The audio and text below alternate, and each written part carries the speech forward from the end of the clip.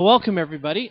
Welcome to the 15th of 15 public outreach sessions that we are conducting related to the Thousand Oaks Transit Master Plan. Thank you, because that basketball noise is just going to keep in my head. It's going to distract me, and it's going to take us for a long time. I'm Mike Hauser. I'm the city's transportation or transit manager, and one of my responsibilities is to run the day-to-day operations of the transit program. Several years ago, the city as really came out of our Visioning 2064 program that some of you may or may not have participated in last year. We decided that we needed to take a real comprehensive look at our transit program. So working with the Southern California Association of Governments, we secured a competitive grant from Caltrans to conduct this study. And the purpose of why we are here today is basically go over some of the major recommendations that the consultant is going to be making to the city here in the next week or so when they present the draft plan to us.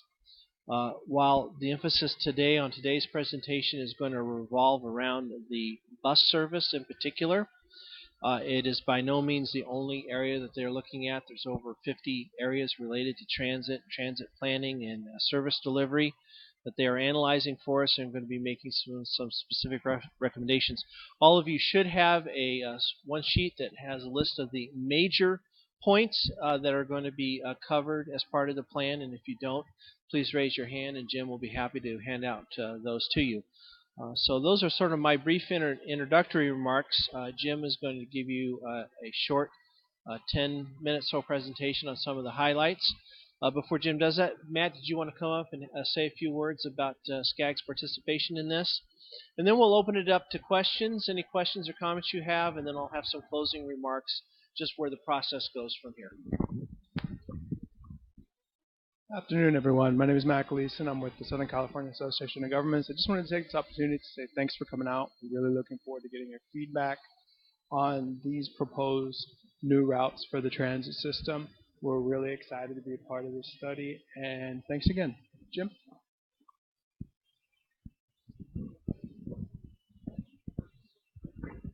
Thank you, Matt. Mike.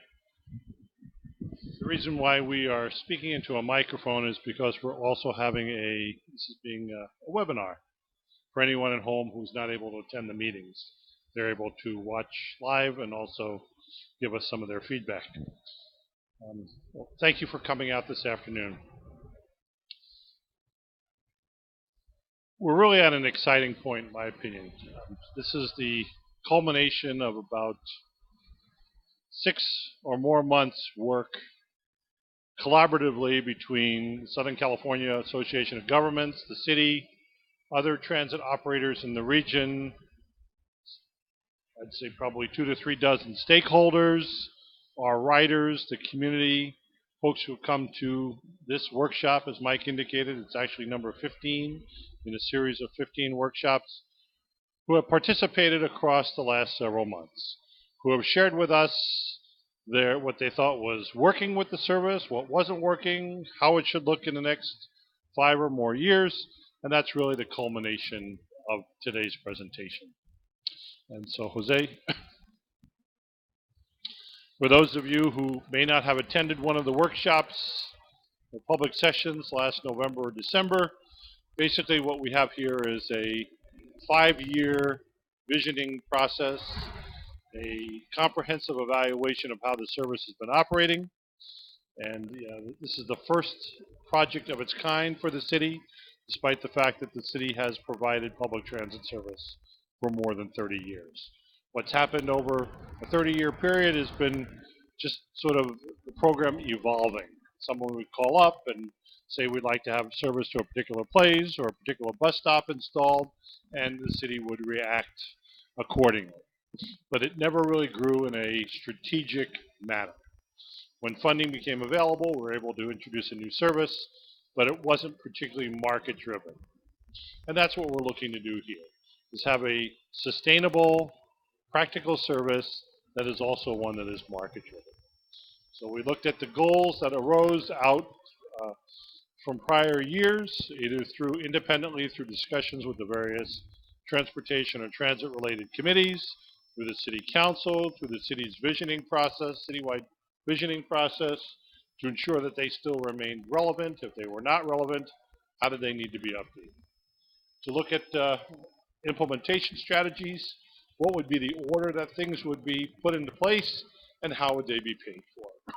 And then finally, as you met Matt from Southern California Association of Governments, how would or how does Thousand Oaks Transit fit into the regional transportation network? One of the things about living in Thousand Oaks, as well as living in Ventura County, is there are several public transit operators operating in the county. There's the city of Camarillo, the city of Thousand Oaks, the city of Simi Valley, Moorpark, all have their own services. Oxnard, Ventura, and a couple of other cities partnered together to provide the Gold Coast program, and then the Ventura County Transportation Commission has its intercommunity service, the Vista Intercity Bus Service. So there's quite a few. It's actually a very transit. I don't know if the word is wealthy, but certainly there's a lot of public transit available throughout the county. The City of Thousand Oaks program has been growing probably faster than others on an annual basis, and is also, frankly, more cost-effective than a number of the others. So that's sort of the regional network. In addition, we have, you may be aware, LA Metro has a service that comes into the transportation center.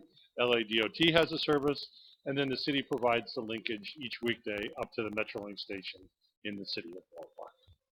So we looked at the vision, the goals, policies, indicated some of the funding strategies. We did a very thorough evaluation of the service from a quantitative point of view. We looked at how it was operating against previously adopted goals or objectives. We also looked at how it was operating compared to other small suburban systems in California and beyond. And then we generated a series of recommendations and routing options. And as Mike indicated, while we're talking tonight, largely a good part of our discussion tonight is about routing, because that's one of the things that people really want to see is where's the bus going to go and how close does it come to my house or to my destination. I can assure you that is just one piece of a much bigger spectrum of things we're considering in terms of additional marketing and public education, policies, fares, schedule coordination. A lot of things that happen behind the scenes that you never really notice as you're perhaps riding the bus.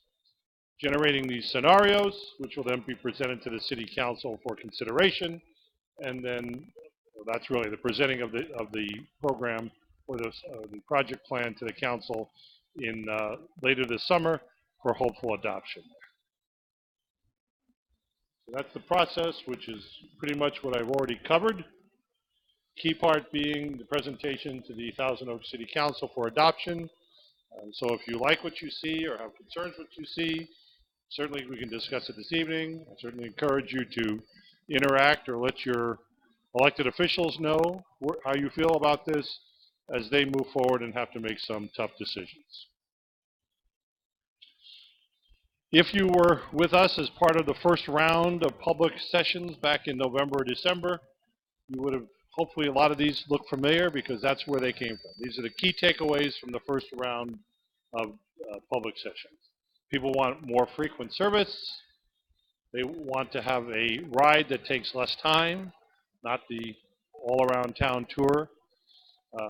Expand the service to include new destinations, increase the number of bus stops, and then to expand the service hours, both for the fixed route bus service as well as the city's dollar ride service. In putting this together, planners have to have a series of guiding objectives, so it's not just random. Our guiding objectives was first and foremost to provide bidirectional service on all routes. Right now, except for one route, the routes operate one direction only, either clockwise or counterclockwise. So if you're getting on at 12 o'clock and you want to go to 10 o'clock, you have to pretty much ride the circle all the way around to get off. But if you have services that are going both ways, it certainly reduces the average trip time. That again gets into reducing the average trip time. So also increasing connectivity, schedule coordination between our services and those provided by VCTC or LA Metro or LA DOT. and then also to reduce the wait time at the Oaks Mall, which is our #1 activity point.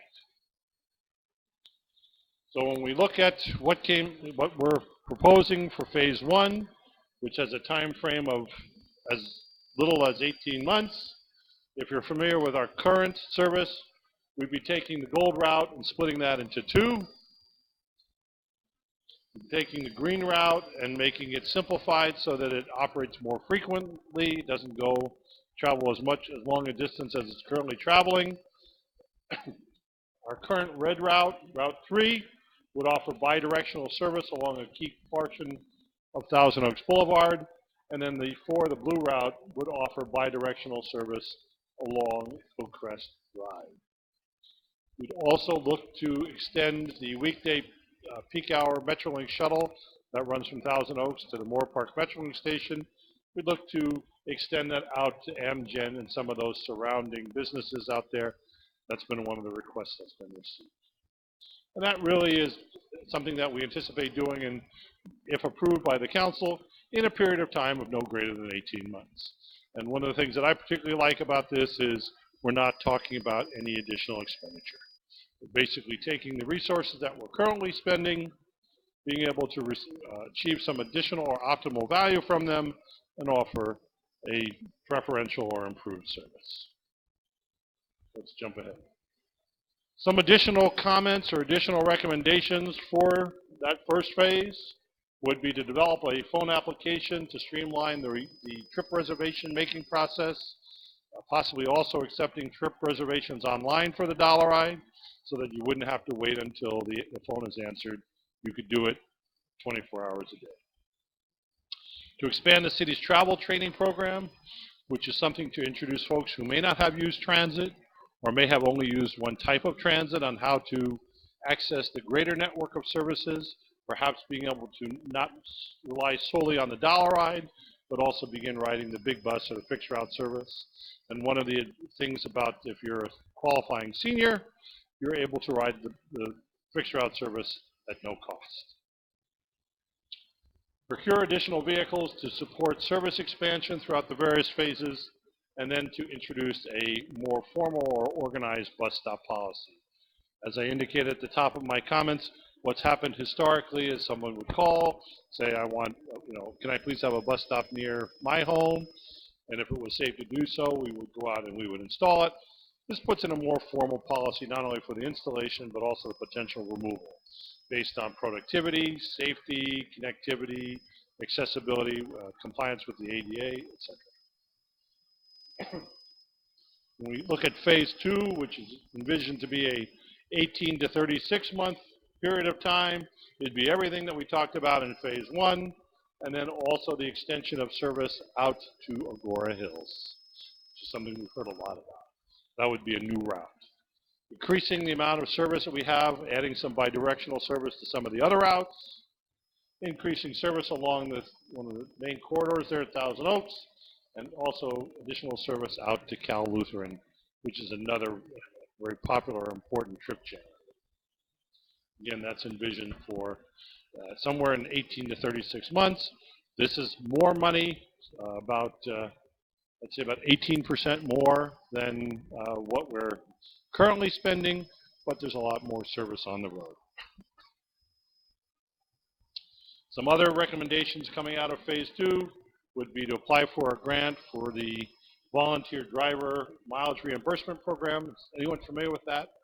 If you have, let's say that you don't have a vehicle and you rely upon a neighbor or a family member to drive you somewhere, this is a grant that the county obtained.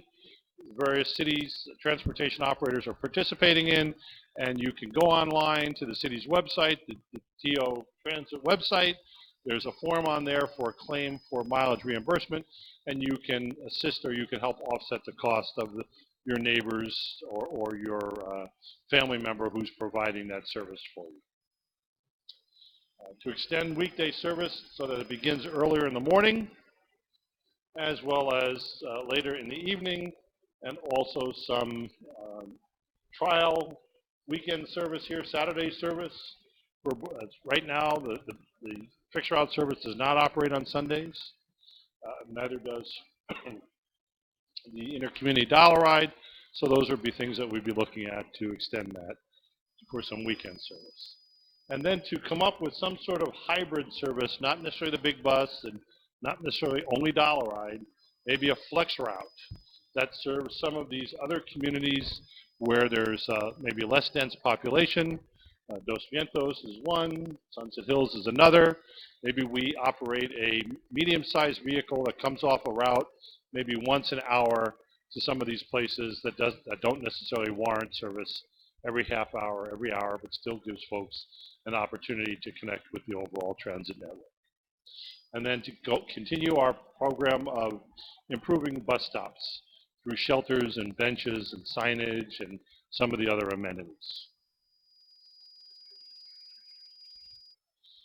So phase 3 would include everything from phase 1 and 2. Introduce service, intercommunity service out to Simi Valley. And then service in both directions along current Route 3 with stops at both the hospital and the university. And this is a little bit further out. This is 3 to 5 years, although some optimistic predictions is if approved by the City Council, this could happen in less than that period of time. It really comes, when you're getting to this point, it's largely a question of being able to have the fleet available. And unlike a lot of, unlike automobile where you go onto the lot and, conceivably 4 or 5 hours you drive off, our lead time for getting a bus is anywhere from, I guess, optimistically 12 months, but probably more realistically around 18 months. So if anybody has, an in on good, slightly used buses, please let us know. So phase 3 would also include some improved sidewalk and bicycle infrastructure, so to be able to access the transit network. If you've seen our fixed route buses, you would see that on the front we have bike racks. Certainly helps with that first and last mile. Maybe you don't want to walk to the stop, you bicycle to the stop, load on your bike rack very quickly. We carry them free of charge. And then also to establish potentially a more formal transfer facility at the Oaks, which historically has been our biggest point of activity. But right now, what has happened historically, we have basically a bench and some signage and a little shelter, but we'd really like to be able to do something that was a little more dedicated facility to enhance the experience for our customers. So that, I think, Jose, there it is. So if you have any questions or comments beyond this evening, certainly always look forward to receiving those. You can call us, you can write us at that website. But with that, that's a snapshot of the distillation of what we've been working on for the last 6 months. Again, everything has to go to the council for approval before it can be implemented. And Mike, I think it would be good for us to sort of open it up to questions.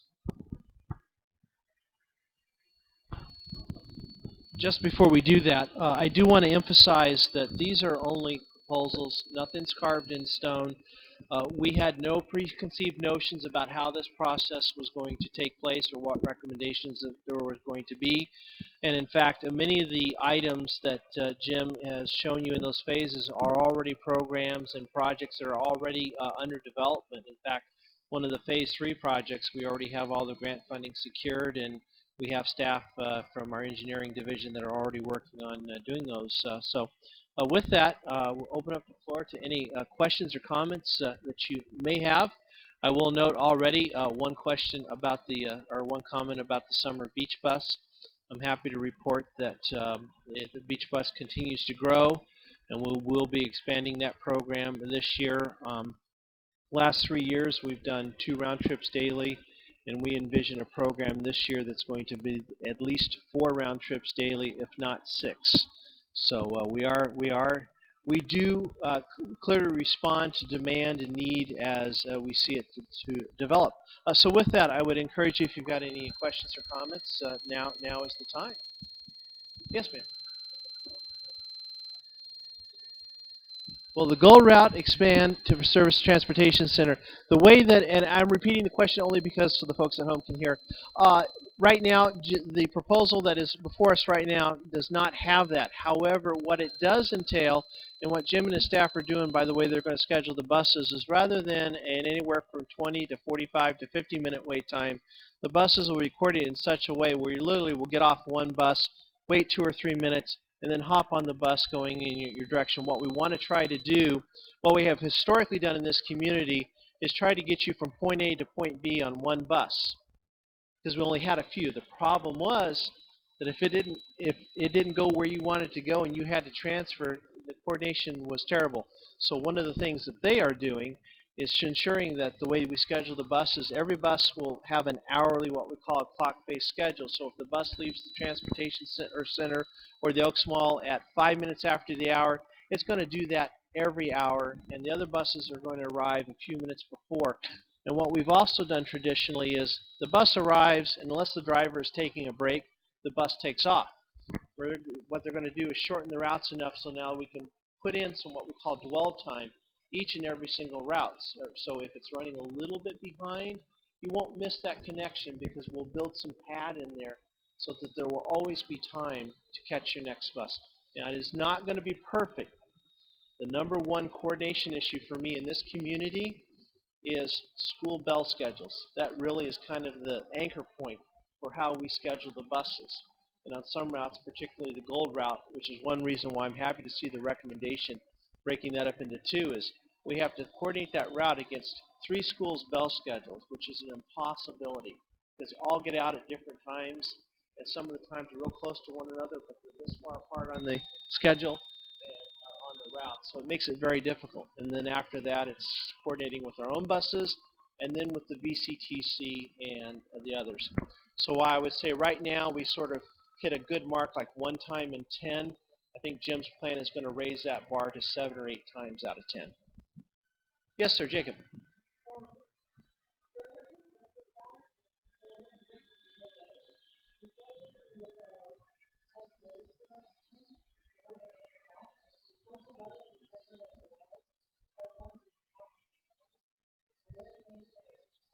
Yeah, I think, again, I think the scheduling is going to take care of that problem. One of the things that we do right now is we ask you to ask for the pass as soon as you board, so we can keep the process flowing. But if the transfer is only good for 90 minutes and you're going to be on the bus for 70 minutes of that 90 minutes, it's no good. Now, we set the standard of 90 minutes so that one of the things that we're trying to do is coordinate and be just like all the operators, so there's a consistent set of rules, and 90 minutes is the standard. Jim's plan should take care of that because now you're never going to be on the bus more than about 50 or 55 minutes, no matter where you have to go from point to point. So there should, and your transfer time is going to be greatly reduced. So now, for now, until we're able to implement this, if you're in a situation where you know because the amount of time you're going to be on the bus and the next bus it's going to be delayed, go ahead and wait to ask for the transfer until you get off. Okay? And if you ever have a driver that has an issue, then ask to speak to a dispatcher. We'll take care of it.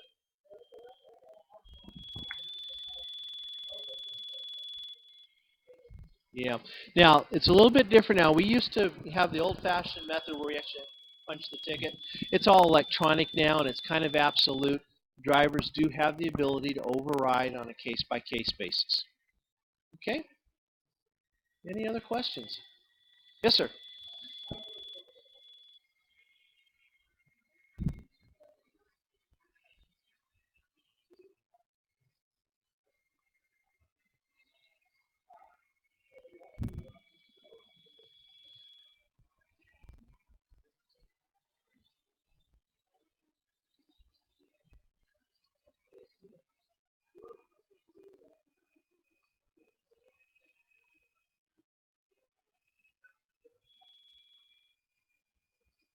Right.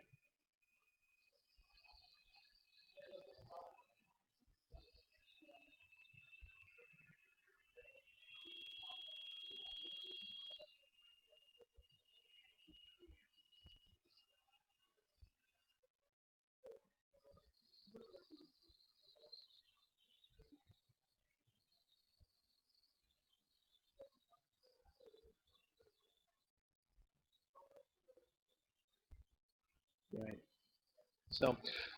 So the comment was, can we do something more to get some additional stops for the beach bus in areas where it's needed for those people that can't get to our existing stops? I think it certainly is possible. I'm a little concerned about this year only because even though this program doesn't start to June, it's basically locked in now. But we'll have a discussion about that. Certainly, as you had mentioned, maybe not every stop. We're adding some additional ones, so maybe we could do some special routes for that. I'm glad you brought that up, and again, it's an example how we respond to requests like those, and so I will definitely take a look at that and see what we can do about that. One thing we do have to be careful about is too many stops on the beach bus because then it takes too long to get from point A to point B. So we do try to limit it to 2 or 3 stops. So any other questions? Yes, sir.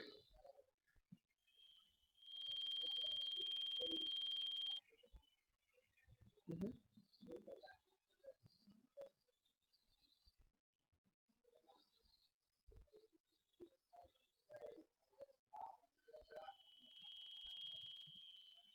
Yeah. So the question is, there's one of the proposed routes that unfortunately our folks at home can't see, but what it does do is replicate a portion of an existing route. And I believe, and Jim, tell me if I'm wrong, the answer is yes, it will stop. And actually it's going to have what is in fact an added benefit because now you're going to have 2 buses on that portion of Thousand Oaks Boulevard, and it's going to be timed in such a way that it's essentially, as best we can, going to double the service. And one of the things that we hear continually is that yes, there is a lot of service on Thousand Oaks Boulevard, but it still takes too long. Find ways so that there's more frequency to the service so that people can travel up and down on a more regular basis.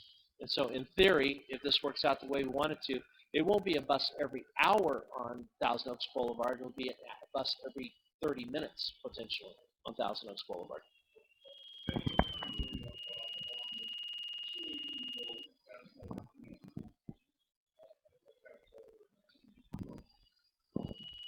That's the wonderful word about technology. It confines you to a small space. Thank you for your question. And assuming that the council moves forward and adopts the plan, and we were to accelerate into phase 3, I think that there will be portions of Thousand Oaks Boulevard that could potentially have service anywhere from every 20 to 30 minutes. Now, we wouldn't be able to have that 20-minute service on the full length of the boulevard because now one of the trade-offs is trying to cover a much larger portion of the boulevard as far out as Agora Hills. Not the boulevard, but extending around as far as Agora Hills. So I hope that's it's kind of a long-winded answer, but I think 30 minutes is probably sort of the minimum, and in some places, if we went into the phase 3, as frequently as 20 minutes along portions of the boulevard. And this route is also important because, for many years, our agency and agencies just like ours took a very local approach and really looked at only within our own borders for service. And now we're taking a real regional approach and expanding out, seeing what we can do to not rely on the big outside agencies for interconnectivity, but between ourselves to see how we can do that. Yes, Jacob.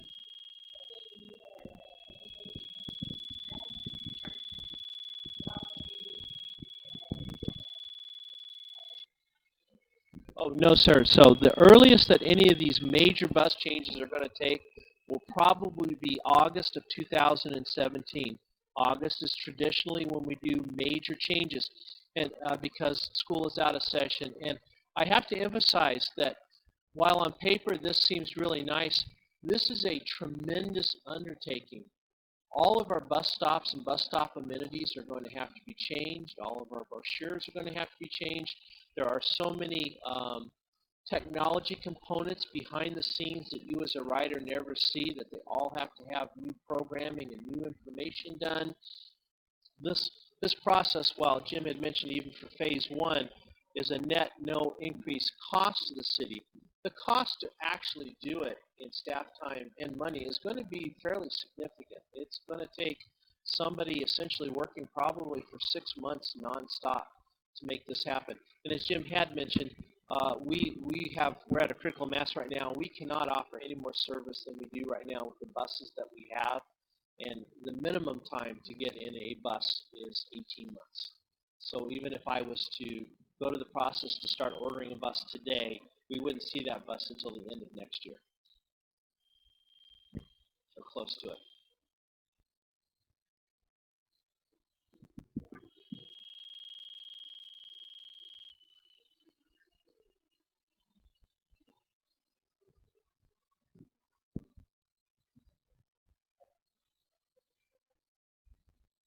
Okay. Well,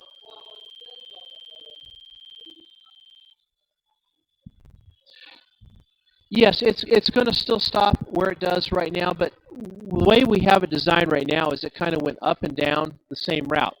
What's going to do now is going to come up and then go down to drop off people and go take them to areas where it's more likely that they're going to use the service.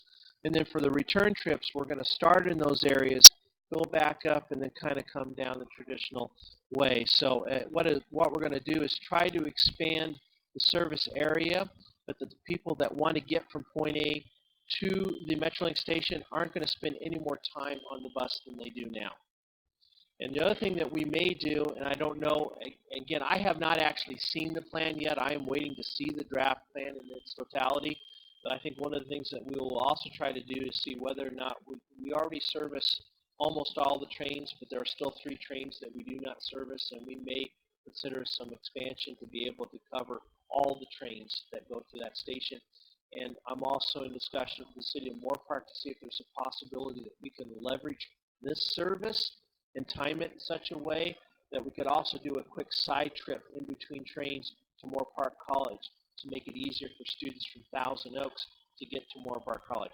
That's something, Jim, I haven't told you yet, but as I was looking at your plan and thinking, you know, we basically arrive early enough to make sure that we get the people there for the train that's outbound or coming in, and then we wait a while for the people. So that gives us 10 or 15 minutes. We could do a quick run up and down back to Moorpark College for students in between while we're waiting. So again, we're constantly looking at our available resources and seeing what we can do to leverage them. No.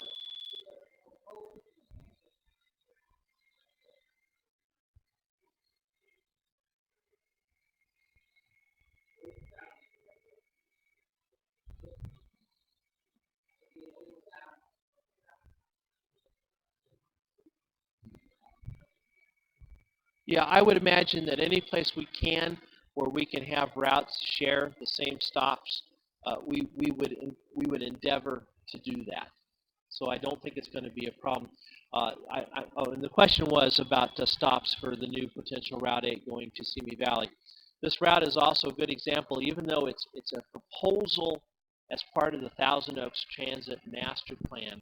It's really a service that I hope will actually be operated by the East County Transit Alliance, and we'll get all 3 cities in the area plus the county to participate in that one. And the idea being that maybe we'll even take it a step further and maybe enhance it. Maybe we'll get a 3-way connection between Moorpark and Simi Valley and Thousand Oaks. Now, we already have it in the Metrolink shuttle, but that's only a peak service. It's in the morning and it's in the evening for commuters. It'd be nice maybe to have a route throughout the day, but that'll be something that we as agencies will have to cooperatively work together. I don't see the Route 8 right at this moment as being something that's solely Thousand Oaks. It may be. We may have to start it.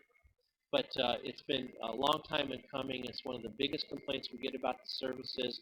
If I want to get anywhere other than Thousand Oaks, I have to rely on VCTC. It's my only option. And they don't want to run a regular schedule either. So maybe between the 2 of us, we can get some options where people can count on at least 1 bus per hour going in that direction, coming back. Sir, I know you're dying to ask me a question. Sure.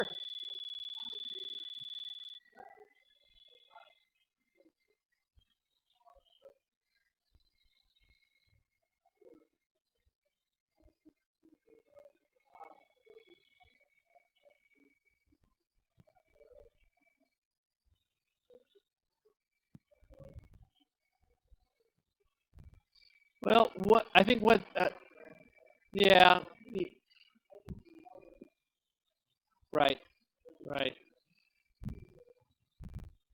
Well, I'm going to speak. I'll maybe let Jim speak a little bit to the specific numbers, but that route, um, boy, bane of my existence there for the last 7 years has been the Green Route. You know, it's a complex dilemma for us because there's so many key locations that are outside the major thoroughfares that we're trying to reach with that one. And part of their proposal does include service that's going to almost be up and down solely Moore Park Boulevard as part of Phase 3, correct? And so we're going to do that. Your Phase 3 also includes a counterclock or a bidirectional on the Green Route. I would say, now, keep in mind that I'm the city's representative, and I'm not going to agree with everything the consultant is going to recommend to the city council. And one of my things is going to be, I don't want to wait for Phase 3 to do the counterclockwise Green Route. I want to start that in perhaps in Phase 1. If I can scrounge a bus from someone, I may say, hey, Moore Park, can I borrow one of your buses for a year to do that? I think what we want to do is do a combination of both. There are some people who are really interested in securing quicker and better service to CLU, quicker and better service to Los Robles, and quicker and better service to the senior center and library complexes. The outlying areas, you are right. We don't get much ridership there. It's really just a means of getting from point A to point B. We also service Los Cerritos Middle School, but we have virtually no ridership and have traditionally never had any ridership. It may be time for us to consider a change. We do track every boarding and every time everybody gets off a bus, so we know where that's happening on our existing services. We had a very impassioned plea from somebody at one of our other sessions is we are desperate for bus service along Herbs Road. And so it may be that we may have to consider, rather than using Pedersen and some of the other things, that we'll adjust that route. You can say, these are not set in stone, and we're going to, while they have done a lot of detailed analysis, one builds on the other. Will be the first step changes, see how it happens, get feedback just like we did when we made our last major changes in 2011, and then incorporate that information into the Phase 2 changes. But I can promise everybody that is dependent upon the Green Route right now for service, you are going to see a substantial improvement in the overall service to the area that the Green Route services right now. And it will happen within, the first part of that will happen in 18 months, and hopefully within 3 years we will be able to implement all the changes that Jim and his firm are suggesting. Okay, I think I have exhausted everybody. So, oh yes, please. Okay. I'll speak from a staff perspective. If I was making a recommendation to council, I love consistency. I hate it when I have to do a schedule for one day and something else for something else. So it would be my recommendation to council that for all the services that we currently have, if we're going to make a time change, I want it to be consistent unless the numbers really call out that it is essentially a waste of money. If I extend it, nobody's going to ride it. Sunday will be a little bit different, and Sunday is going to be a problem for us. Again, we're trying to take a more regional approach to transit, and I'm part of a group whose one of their core missions is to get every agency to offer the same types of service at the same price and the same hours. Nobody in East County offers Sunday bus service right now. So if I want to do Sunday bus service, I've got to convince Simi Valley and Moore Park and the county that Sunday bus service is a good idea. Now, maybe this is one where it's just too important and we'll do it. I would envision the least Sunday service starting out would probably be an 8 to 8 service and not a 4:30 to 9:30. But I'm not certainly opposed to it. And in fact, I was consulting with the staff over at Gold Coast Transit District who do operate Sunday service. They say they actually have more ridership on Sunday than they do on Saturday. So in that case, that tells me, and I'm absolutely a firm believer that we should be offering Saturday service at least at 5 in the morning, just like we do on weekdays. And what's the good thing about that is whenever the council has traditionally said that whatever you do for bus service hours, that's what we want for the dial-a-ride, and the ADA, it's required by law. Whenever we operate bus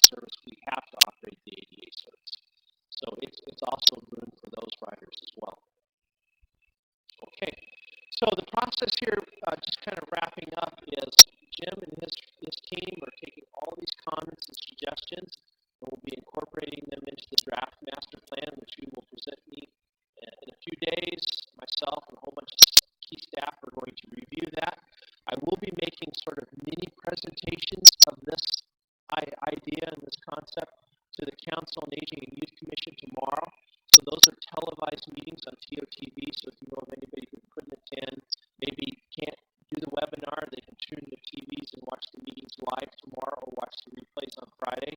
I'll also be making basically this full presentation to the Traffic and Transportation Committee later this month. I think they meet on the 24th. I think it's the third Wednesday of the month. I'll have to double check my calendar. And so, again, another opportunity. We do have the transit website, or the master plan. It's not on here, so let me give it to you. It is totransitmasterplan.com, all one word, and everything that is related to this plan is on there. And of course, the draft plan will be posted up there as well. All the maps are up right now and all the major changes. And so once that process is done, then we will polish everything up and present it to council sometime, we believe, in June, with the final adoption by council hopefully in early July. And once council gives the green light, then it's my job and myself and Priscilla, my assistant, to get the ball rolling on that. And for us, it's going to be kind of an all-or-nothing thing. We expect council to adopt the plan as a whole and not cherry pick it. And it will be a guiding principle. It's not carved in stone, so there will be some things that maybe the plan proposes that we ultimately decide is cost effective and not in the best interest of the community. But I would expect the vast majority of the items touched on are going to be implemented in one form or another. Certainly within 5 years, it would be my goal to have most of it done within 3 years. And so with that, I thank you very much for your participation.